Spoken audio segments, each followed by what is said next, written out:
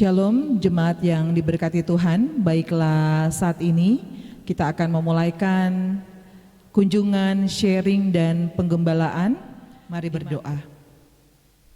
Ya Tuhan Allah, Bapa kekal dalam kerajaan surga, kami bersyukur kepadamu Tuhan, oleh karena berkat dan anugerah-Mu dalam kehidupan kami sungguh luar biasa kami rasakan hingga saat ini, di mana kami jemaat, kami akan belajar bersama dalam kunjungan sharing penggembalaan. Tolong Tuhan Yesus berkati untuk ketiga narasumber yang akan membimbing kami untuk belajar tentang kebenaran firman-Mu, yaitu tentang Engkau, agar supaya kami dapat mengerti tentang isi firman-Mu yang akan kami gunakan untuk memberitakan firman-Mu, baik itu di ibadah kolom, ibadah bipra, dan lainnya. Kami tolong ya Tuhan, agar supaya kunjungan sharing penggembalaan saat ini Engkau mau berkati agar dapat berakhir berlangsung dengan segala baik. Ini doa kami kepadamu, dalam nama Yesus kami berdoa. Amin. Disilakan duduk.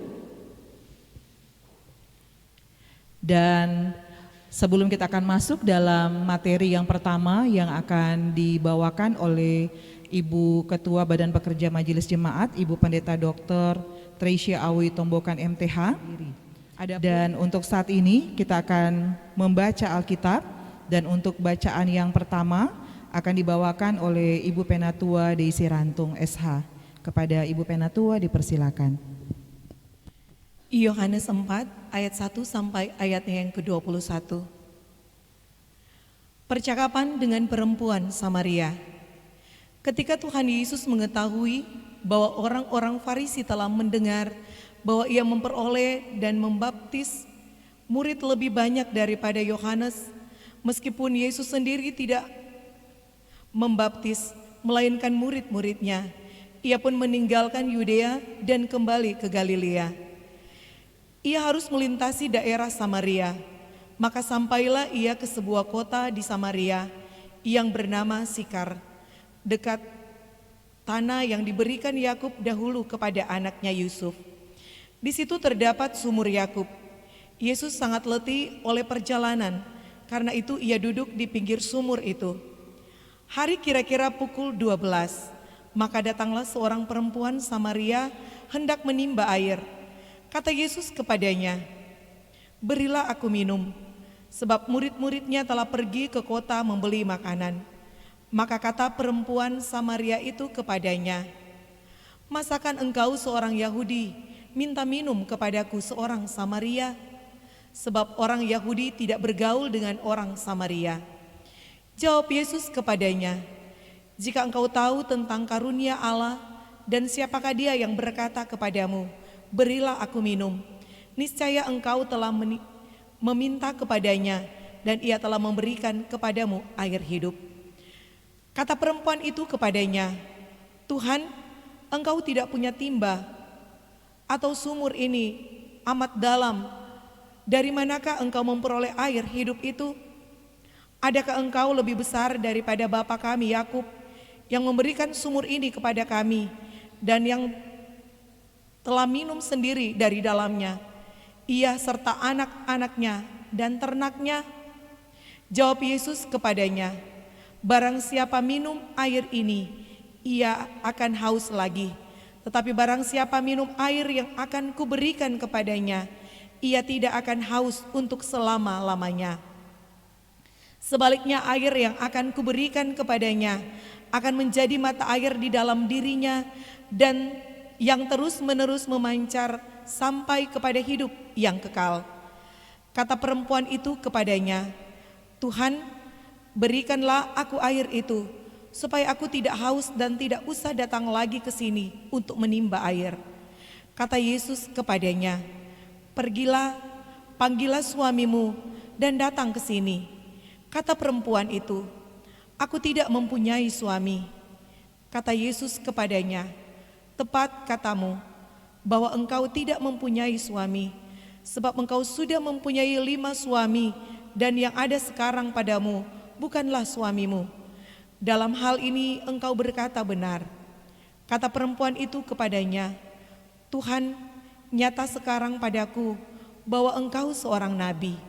Nenek moyang kami menyembah di atas gunung ini, Tetapi kamu katakan bahwa Yerusalemlah tempat orang menyembah.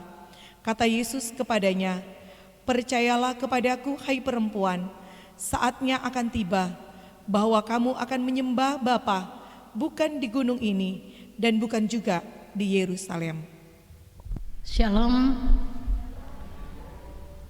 Puji Tuhan, saudara-saudara, kita jumpa lagi dalam program bersama kita untuk saling memperlengkapi yang kita sebut dengan Kusapa, kunjungan sharing dan penggembalaan. Dan untuk topik kita hari ini dalam Injil Yohanes 4 ayat 1 sampai 21 dengan tema air kehidupan yang memulihkan. Saya mulai dengan penjelasan tentang tema. Saudara-saudara, bicara tentang air, ini bicara tentang kebutuhan kita sehari-hari. Bahkan manusia menurut yang saya baca, 70% itu terdiri dari air.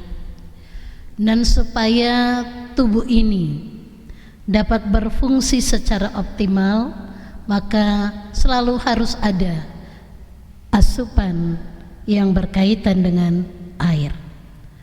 Kalau orang bisa tanpa makan boleh hidup berminggu-minggu lamanya, tetapi dikatakan bahwa tanpa air kita hanya ada satu waktu maksimal 100 jam, tetapi juga ini tergantung dengan kondisi, misalnya cuaca, aktivitas dan sebagainya. Tetapi bicara tentang tema kita, yaitu air kehidupan yang memulihkan, maka ini bicara tentang pengajaran berkaitan dengan air hidup. Kalau tadi kita bicara tentang air minum dari kebutuhan tubuh jasmani kita, maka bicara tentang air hidup menunjukkan kebutuhan rohani kita. Jadi yang dimaksudkan dalam air hidup itu menunjuk pada pemaknaan rohani, yaitu kepada Yesus Sang Juru Selamat. Kalau bicara tentang memulihkan itu, kita melihat sebagai karya selamat Allah di dalam dan melalui Yesus Kristus. Berikutnya tentang Injil Yohanes.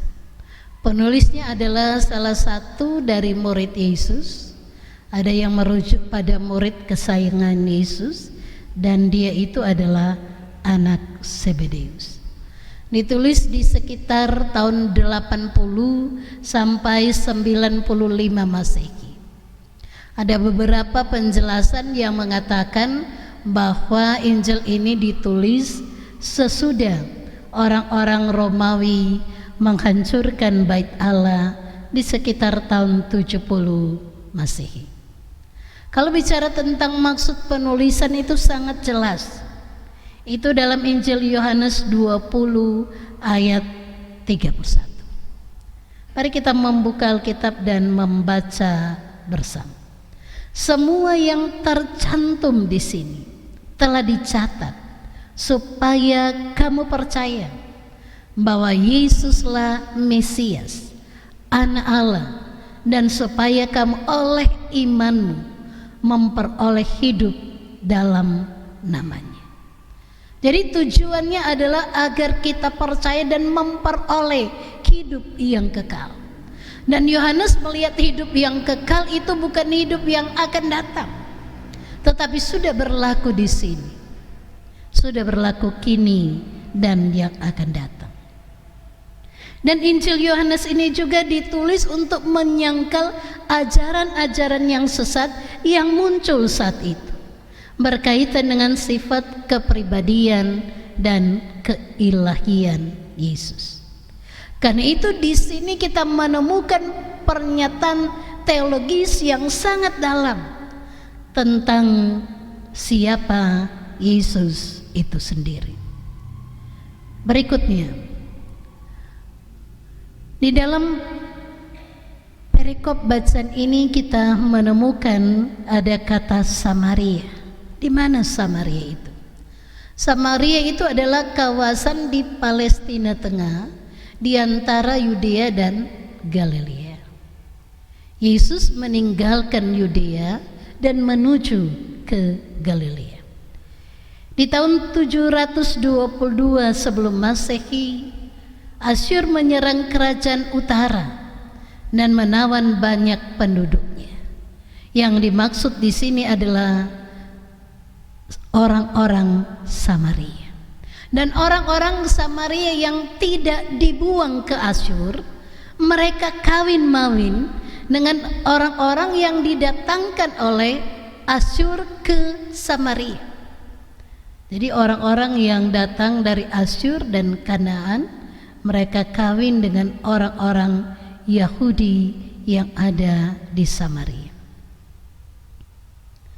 Karena itu bicara tentang orang Samaria adalah bicara tentang penduduk Israel bagian utara, dan Samaria adalah ibu kotanya. Dulu Samaria adalah kota besar dan megah.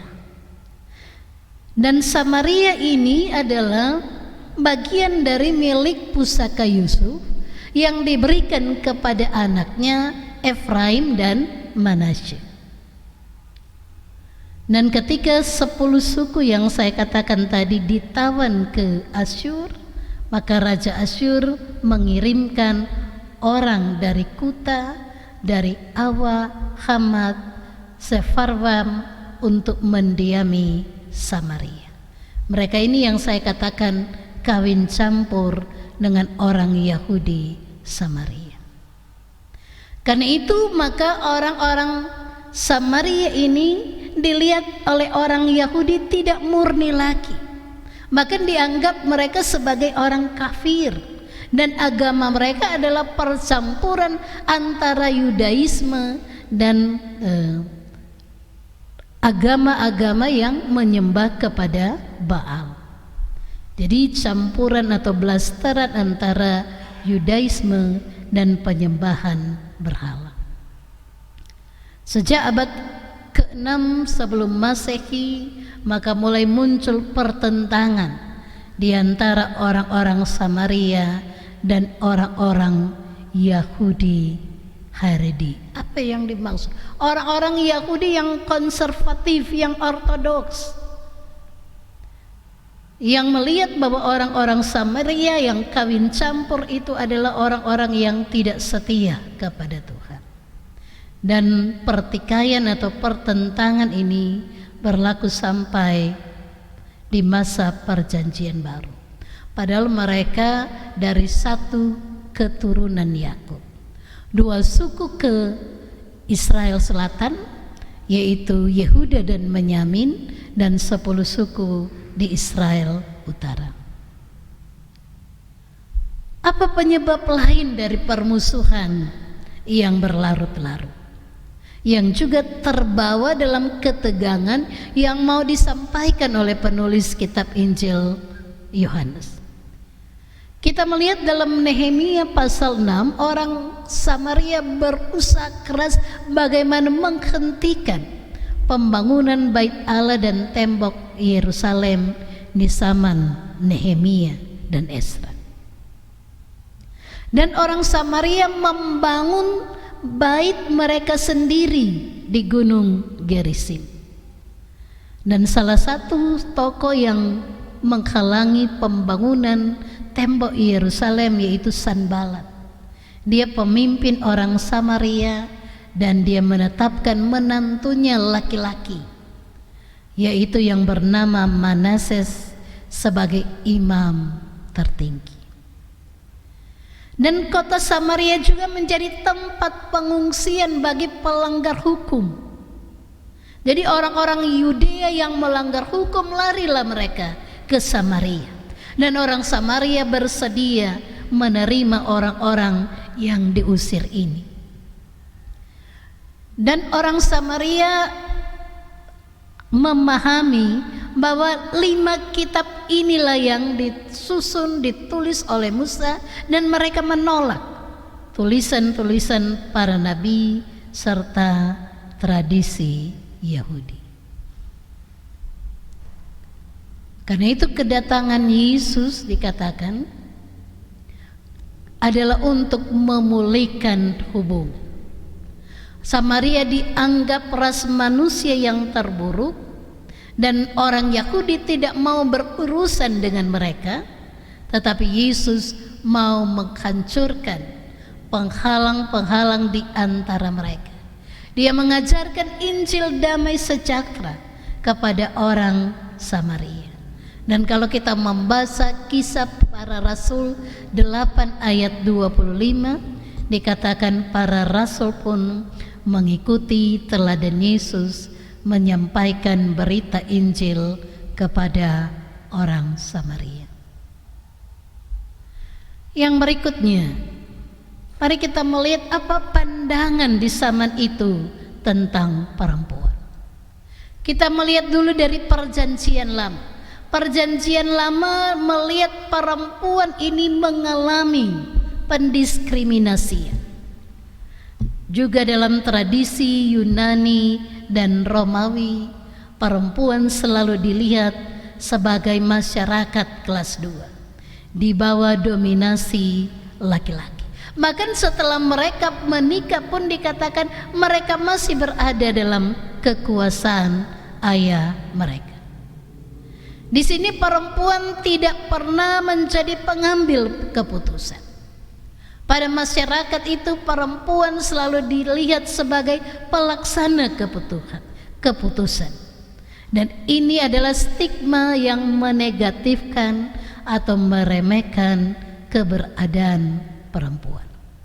Namun dalam Perjanjian Baru kita melihat bahwa Perjanjian Baru lebih terbuka terhadap peranan dan kedudukan perempuan. Secara khusus dalam bagian ini kita melihat bahwa Tuhan Yesus mereformasi paradigma, membaharui cara pandang, melampaui tradisi dan hukum Yahudi berkaitan dengan perempuan. Karena perempuan pertama-tama yang dijumpai oleh Yesus menurut Yohanes adalah perempuan Samaria ini. Siapa perempuan Samaria yang dimaksudkan Yohanes pasal 4? Dia menimba air pada tengah hari, pada pukul 12 atau pada jam ke-6. Dan kebiasaan pada waktu itu menimba air, kalau tidak pagi hari berarti menimba air pada sore hari. Dan para perempuan menimba air itu berkelompok, tidak datang sendiri-sendiri. Jadi hanya perempuan sendiri, dia tidak berkelompok. Dan itu menunjukkan bahwa dia mengalami pengucian, dia mengalami keterasingan, terutama berkaitan dengan amoral. Karena dia punya 5 suami yang kawin kemudian cerai, dan 1 laki-laki yang hidup tanpa menikah. Itu perempuan Samaria dalam pasal yang keempat. Yang berikutnya, mari kita melihat pokok bahasan kita. Secara khusus kita mulai dengan menafsirkan, belajar memahami bersama Injil Yohanes 4 ayat 1 sampai 21. Dikatakan bahwa ayat-ayat awal merupakan pengantar, bahwa Tuhan Yesus mengetahui orang-orang Farisi mendengar bahwa dia memperoleh dan membaptis murid lebih banyak dari Yohanes. Ini ada keterkaitan antara pasal 3 dan pasal 4. Tetapi dalam ayat 2 pasal 4 dikatakan Yesus sendiri tidak membaptis, melainkan murid-muridnya. Jadi dalam tanda kutip, walaupun baptisan itu penting, Yesus tidak melakukan pelayanan baptisan, tetapi murid-muridnya. Yang berikutnya, bahwa Yesus meninggalkan Yudea dan kembali ke Galilea. Dan dikatakan ia harus melintasi daerah Samaria.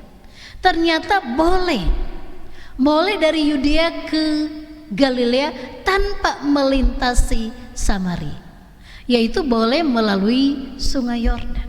Tetapi kenapa dikatakan Yesus harus? Itu berarti bahwa ada rencana Allah, ada maksud Allah, ada kehendak Allah ketika Yesus harus berjalan melintasi Samaria. Dengan kata lain, inilah perjalanan yang direncanakan untuk melaksanakan misi Allah. Yang berikutnya, Sikar, salah satu kota di Samaria. Sikar atau Sikem adalah tempat awal Abraham datang di Palestina. Tetapi di situ juga Yakub membangun mezbahnya, tempat penyembahannya kepada Tuhan. Dan tanah itulah yang diberikan Yakub kepada anaknya Yusuf. Saudara-saudara, ada beberapa hal yang dapat kita catat di sini. Yang pertama adalah bicara tentang keturunan Yakub, yaitu Yusuf, anaknya Efraim dan Manasya, tinggal di Sikar atau Sikem. Jadi orang-orang Farisi adalah keturunan Yakub itu sendiri. Dan yang berikutnya, bahwa tanah Sikar atau Sikem itu adalah tanah milik pusaka. Dan di situ adalah jejak keturunan nenek moyang mereka. Di situ Abraham pernah tinggal, di situ Yakub membangun mezbah, dan di situ Yakub menggali sumur dari batuan karang. Sumur itu sangat dalam, sehingga kalau harus menimbanya menggunakan kendi atau guci. Kalau dalam pengertian seperti itu, dalam tanda kutip, sebenarnya tidak harus ada ketegangan antara Yahudi atau orang Yahudi di Yudea dan Samaria. Mereka satu keturunan nenek moyang. Yang berikutnya, mari kita melihat cara Yesus mengajar. Yesus mengajar berkaitan dengan konteks di mana dia ada. Tempatnya adalah di pinggir sungai, dan waktunya adalah kira-kira pukul 12. Kalau Yesus mengajar, itu berarti Yesus datang di tempat di mana ada orang yang melakukan aktivitas sehari-hari. Jadi mengajar yang dilakukan Yesus di dalam konteks pasal 4 ini. Karena ada Yesus mengajar di bait Allah, ada Yesus berkhotbah di bukit dan seterusnya. Jadi bukan di tempat yang formal. Waktunya disesuaikan kebutuhan orang yang dilayani. Dan titik berangkat dari pengajaran Yesus adalah dimulai dari kemanusiaan. Bahwa dia sangat letih, dia lelah dalam perjalanan dari Yudea. Karena itu dia beristirahat sejenak di sumur yang ada di Sikar atau di Sikem itu. Mari kita melihat pelayanan Yesus. Pelayanan Yesus adalah pelayanan personal, person to person. Ini sangat terkenal dalam satu tayangan televisi di tahun 50-an, mungkin 60-an sampai 70-an di Amerika. Apakah mereka mengakomodir pelayanan Yesus? Saya kurang tahu. Tetapi mari kita melihat bahwa dalam pelayanan personal ini datanglah seorang perempuan Samaria di sumur di mana Yesus duduk di situ. Dan murid-murid Yesus telah pergi ke kota membeli makanan. Saudara-saudara, kita bisa melihat bagaimana kalau hanya 6 atau 5 orang yang ke kota membeli makanan dan yang lain tinggal bersama dengan Yesus. Mungkin interaksi antara Yesus dan perempuan Samaria itu tidak berlangsung dengan baik karena ada banyak orang. Tetapi justru ketika Yesus sendiri dan datanglah perempuan Samaria, maka Yesus melakukan pelayanan kepada perempuan Samaria itu. Dan metodenya adalah dialog atau tanya jawab. Yesus membuka percakapan dengan menggunakan kebutuhan jasmani. Yang dimulai dengan kebutuhan paling esensi dalam hidup manusia adalah air. Berilah aku minum. Tetapi apa jawab perempuan itu? Masakan engkau seorang Yahudi minta minum kepadaku seorang Samaria? Setelah jelaskan tadi bahwa karena hubungan ini maka orang Yahudi tidak bisa dan tidak mau minum dari piala atau timba yang telah digunakan oleh orang Samaria.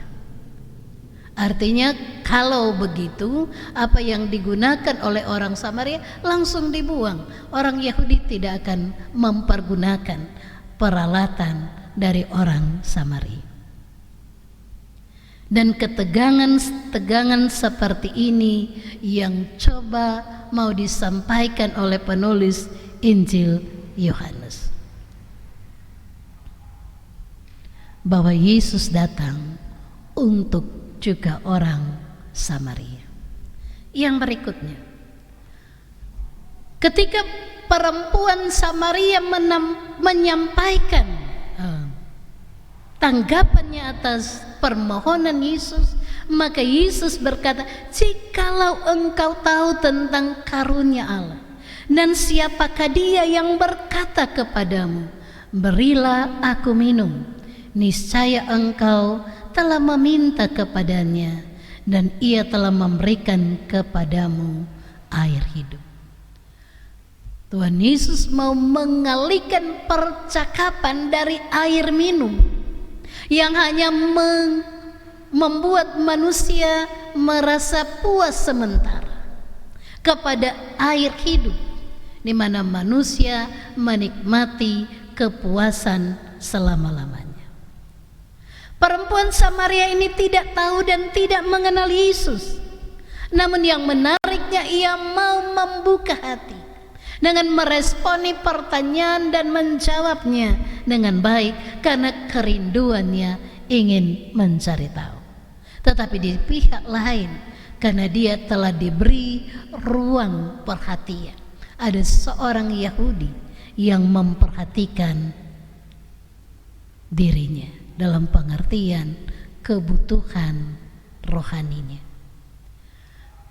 Yang berikutnya, Tuhan, engkau tidak punya timba dan sumur. Sumur ini amat dalam maksudnya. Dari manakah engkau memperoleh air hidup itu? Mari kita lihat. Pertama-tama dikatakan jikalau dikatakan engkau orang Yahudi. Tetapi ketika dia menanggapi apa yang mau disampaikan Yesus dari orang Yahudi telah menjadi kata Tuhan. Tuhan, engkau tidak punya timba dan sumur ini amat dalam. Dari manakah engkau memperoleh air hidup? Bagi perempuan itu, kalau Tuhan Yesus memberikan air hidup itu, maka itu berarti bahwa Tuhan Yesus lebih besar daripada Bapa yang dimaksudnya adalah Bapa kami Yakub. Dan jawaban Yesus meninggalkan kebutuhannya sendiri akan air minum dan menunjukkan kepada perempuan itu bahwa ia mempunyai kebutuhan yang akan dijawab, yang akan dipenuhi oleh Tuhan Yesus sebagai sumber air hidup. Jadi Kebutuhan Yesus itu adalah pembuka untuk mengantar perempuan itu menemukan kebutuhannya sendiri yang jauh lebih dalam dari kebutuhan akan air, yaitu kebutuhan akan air hidup itu sendiri. Karena itu saya mengatakan, dari kebutuhan jasmani yang hanya menghilangkan rasa haus sementara kepada kebutuhan rohani atau kekal. Air minum menjadi air hidup. Kata Yunani dalam hidup itu saya selalu katakan tidak digunakan kata bios, tetapi sau atau so, yang berarti hidup sejati, hidup yang kekal. Barang siapa minum air dalam bahasa Yunani kudor ini, ia akan haus dipsau lagi. Tetapi barang siapa minum yang air yang akan kuberikan kepadanya, ia tidak akan haus untuk selama-lamanya. Sebab air yang akan kuberikan kepadanya akan menjadi mata air di dalam dirinya, yang terus-menerus memancar sampai kepada hidup yang kekal. Yang kekal dimaksudkan di sini adalah aionios. Saya katakan tadi, menunjuk waktu sekarang dan waktu yang akan datang. Yang berikutnya, apa yang dimaksud minum air hidup? Dan di dalam dirinya akan memancar aliran-aliran air. Minum air hidup adalah bicara tentang persekutuan yang terus-menerus dengan sumbernya. Sumber yang dimaksud di sini adalah Tuhan Yesus Kristus. Air yang diberikan Yesus menunjuk pada hidup yang kekal. Itu dapat kita bandingkan dalam Yesaya 12 ayat 3. Memperoleh air itu seorang harus meminumnya. Meminumnya adalah bukan tindakan sesaat. Seperti misalnya saya memegang gelas ini dan langsung saya minum. Tetapi yang dimaksudkan di sini adalah bahwa minum itu adalah minum bertahap, minum berkali-kali. Kata minum dalam kata Yunani pineto dari akar kata pino dalam bentuk imperatif masa kini, yaitu satu tindakan yang berkesinambungan, tindakan yang berulang-ulang, berkelanjutan. Jadi meminum air hidup menuntut persekutuan terus-menerus dengan Kristus, dan tidak seorang pun yang minum air hidup apabila terputus dari sumbernya. Kalau dia terputus dari sumbernya, kata 2 Petrus 2 ayat 17, akan menjadi seperti mata air yang kering. Yang berikut, butuh air hidup. Mari kita melihat bahwa perempuan Samaria membutuhkan air hidup. Makanya dia mengatakan, Tuhan berikanlah aku air hidup, supaya aku tidak haus dan tidak usah datang lagi ke sini untuk menimba air. Perempuan Samaria itu masih memahami air dari sudut pandang jasmani, padahal Yesus sudah bicara tentang air dari kehidupan yang kekal.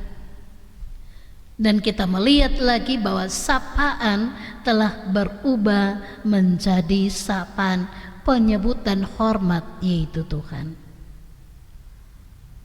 Karena itu Tuhan Yesus mau mengarahkan, karena perempuan Samaria ini belum memahami tentang air hidup yang menunjuk pada keselamatan, kehidupan yang kekal, maka dia mengarahkan kepada kebutuhan pribadi perempuan Samaria itu. Karena itu dia katakan, pergilah, panggillah suamimu dan datanglah ke sini. Apa jawab perempuan itu? Aku tidak mempunyai suami.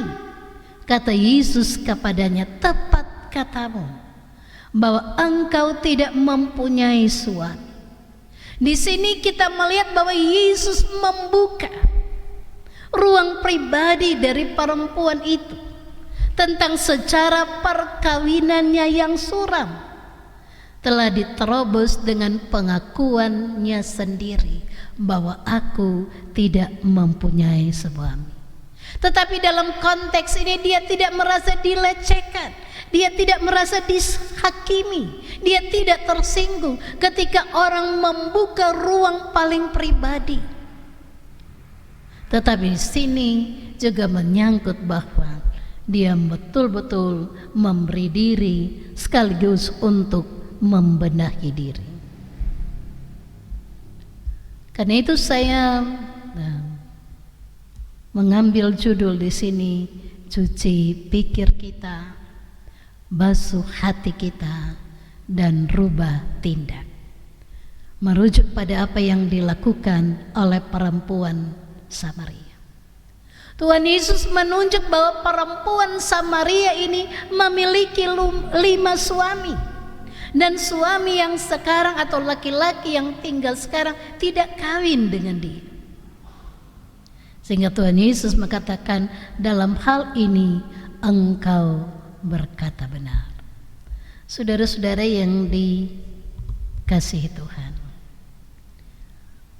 perbuatan atau tindakan amoral bukan berarti walaupun mereka adalah keturunan Yakub, keturunan Yusuf, tidak menjamin bahwa asal usul mereka matang dan dewasa secara spiritual.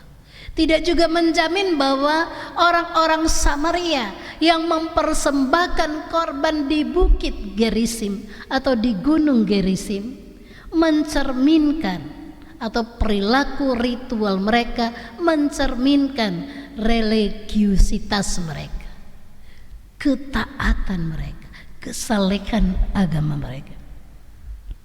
Karena itu kita juga melihat bahwa perempuan ini betul-betul mengalami satu perubahan. Saya katakan tadi 2 kali dia menyebut kata Tuhan, dan yang berikut ini dikatakan Tuhan dan Nabi. Tuhan nyata padaku bahwa engkau seorang nabi.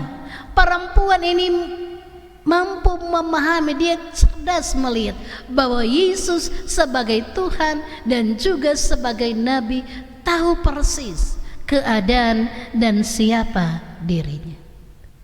Dan perempuan yang berdosa ini memberikan respon yang baik terhadap pengajaran Yesus. Karena itu dikatakan bahwa justru orang sakit yang membutuhkan tabib, orang berdosa yang membutuhkan pertolongan. Kadang-kadang orang yang merasa suci, orang yang merasa benar, mereka merasa tidak perlu, tidak membutuhkan pertolongan dan kuasa penyelamatan Tuhan. Karena itu di sini juga kita diinsafkan untuk cuci pikir, berarti tahu kita berdosa.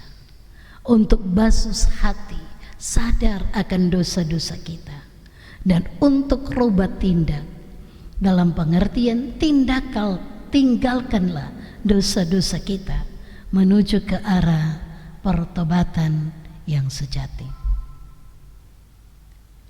Yang berikutnya, tidak tahu jadi percaya.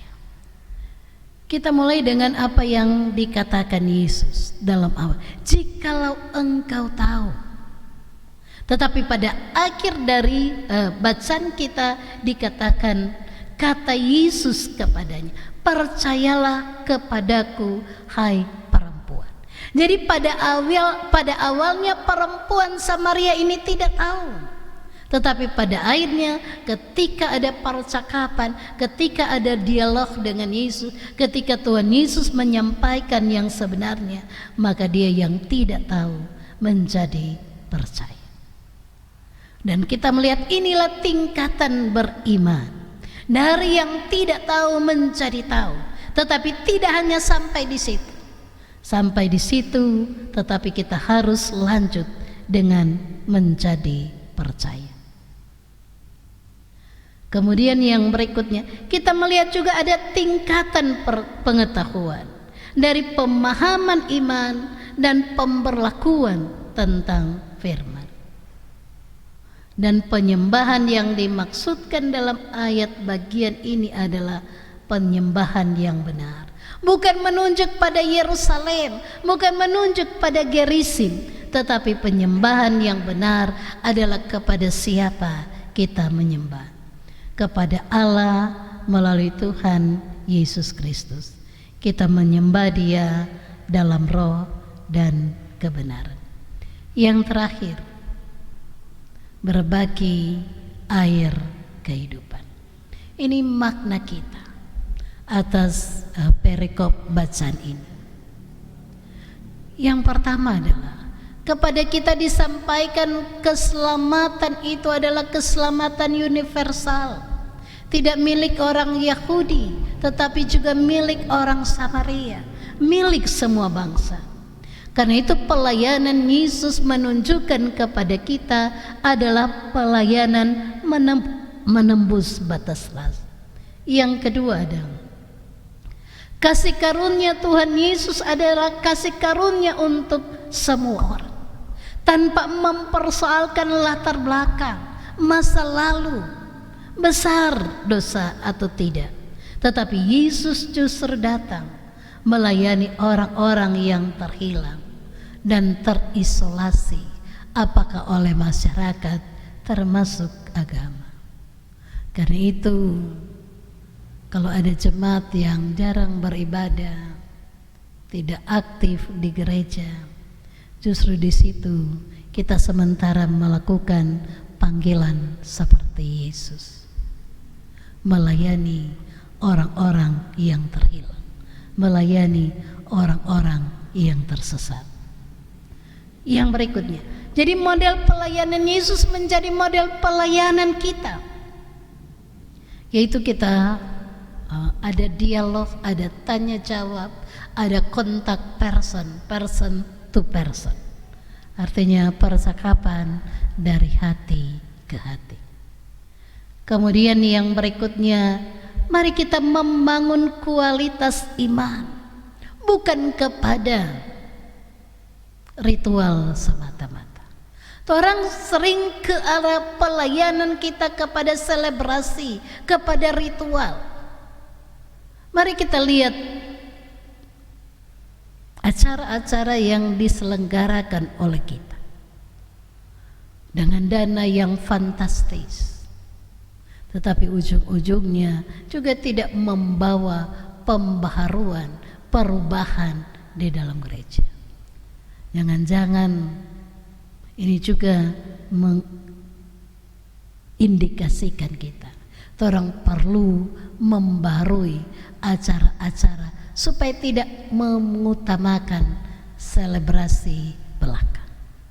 Semoga juga kualitas paduan suara kita akan ke gereja, bukan ke pertandingan, bukan ke panggung dunia, tetapi ke panggungnya Tuhan.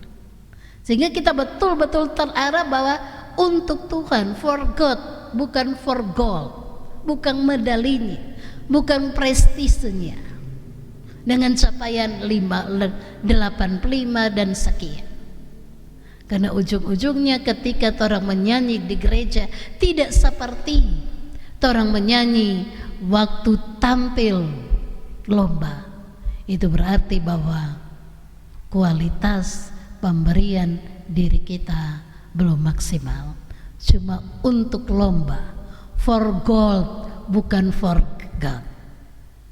Yang berikutnya adalah panggilan gereja.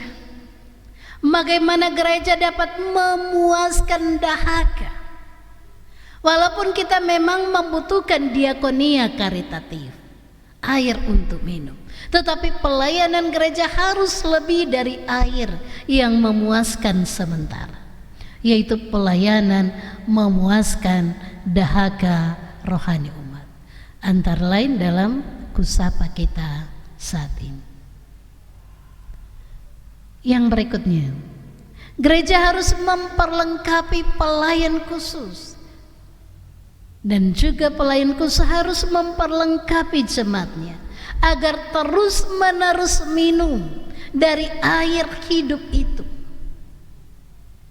Jangan-jangan karena mereka tidak menemukan sumber airnya, orang cari minum di tanpa yang lain. Ini menjadi kritikan sekaligus tanda awas dari pelayanan gereja. Yang berikutnya, pelayanan gereja jangan membangun dinding dan tembok pelayanan menjadi pembatas seorang dan orang yang lain. Church for all, gereja untuk semua. Ini juga mengandung ajakan jangan pilih-pilih pelayanan. Yang paling terakhir, bicara air itu bicara tentang pembasuhan, penyucian. Bicara tentang air adalah bicara tentang kehidupan dan kesegaran. Marilah kita menjadi orang-orang Kristen yang menyegarkan, yang membasuh hati orang lain, bukan yang mengobarkan kebencian dan kemarahan. Kita saling menghidupkan satu sama lain, berbagi air kehidupan. Terima kasih dan Tuhan memberkati. Terima kasih atas kesempatan yang diberikan. Langsung saja, tadi disampaikan oleh Ibu Pendeta bahwa model pelayanan Yesus menjadi teladan bagi kita semua, karena dia sering melayani person to person, baru tidak secara formal. Mungkin sharing saja pelayanan kepada kita semua terkait juga dengan Kusapa ini. Sering-sering juga kita bicarakan bersama bahwa rindulah kami, khususnya bagi Jemaat Kolom 7 itu pun model pelayanan ini juga diterapkan di kolom kami oleh para pendeta. Mungkin bisa juga mengunjungi kepada para jemaat di kolom 7 supaya ada ikatan emosional, tanya jawab antara pendeta dengan warga jemaat, person to person. Tidak dari acara formal, misalnya ada kegiatan hari ulang tahun atau sebagainya, tapi tidak dengan formal pun diharapkan juga hal ini bisa menjadi bagian pelayanan kita bersama. Seperti Yesus mencari situasi yang pas ketika murid-muridnya itu pergi membeli makanan ke kota, terus tinggal Tuhan Yesus sendiri dan perempuan dari Samaria. Mungkin ada kunjungan juga dari para pendeta ke warga jemaat tanpa pelayanan khusus, supaya dari situ pun bisa ada pembicaraan yang lebih intensif kan, dari warga jemaat dengan para pendeta.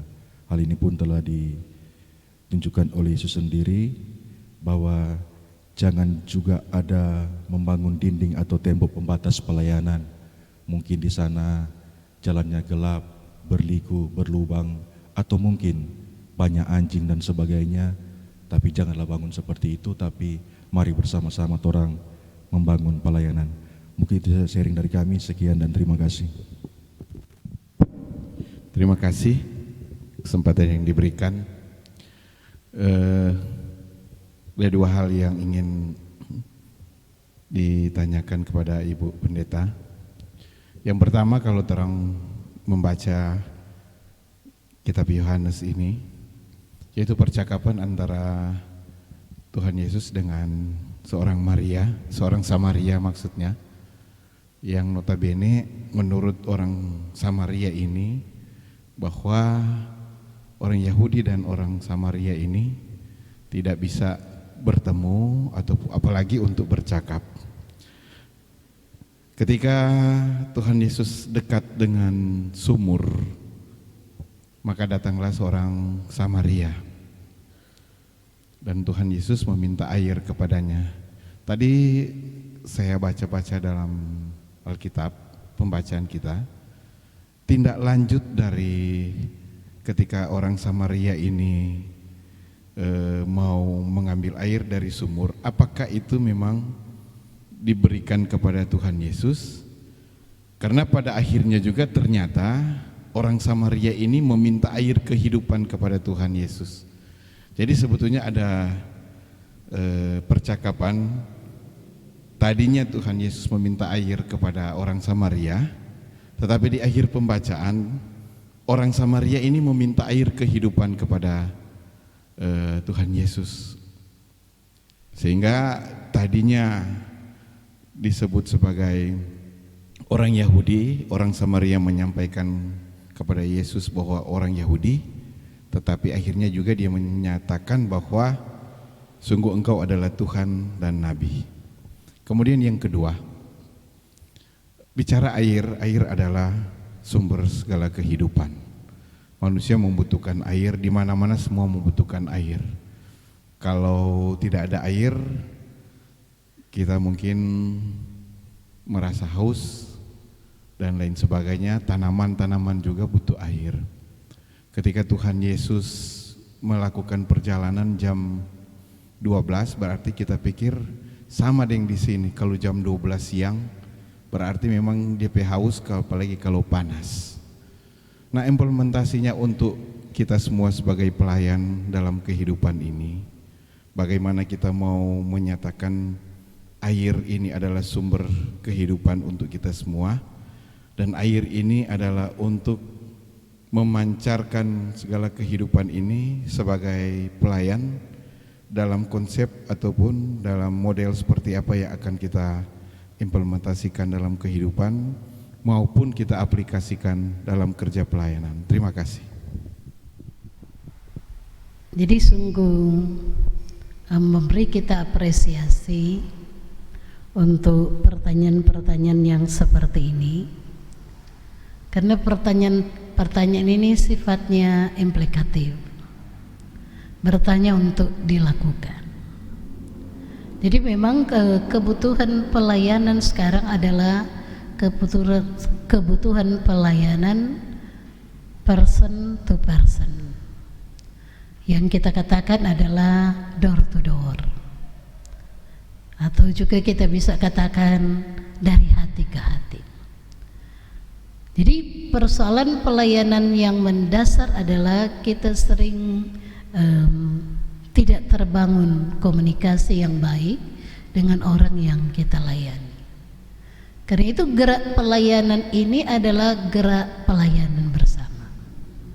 Artinya kita bersinergi bersama. Mungkin yang harus kita perhitungkan bagaimana program pelayanan gereja untuk person to person, untuk door to door. Di luar misalnya kunjungan rutin kita, ulang tahun, kelahiran, perkawinan, acara syukur, dan seterusnya.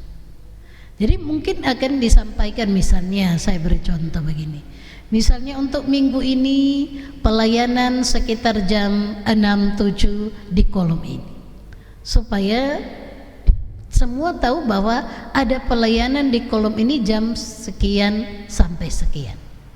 Jangan-jangan kalau misalnya ada kunjungan tidak ada orang di situ, toh?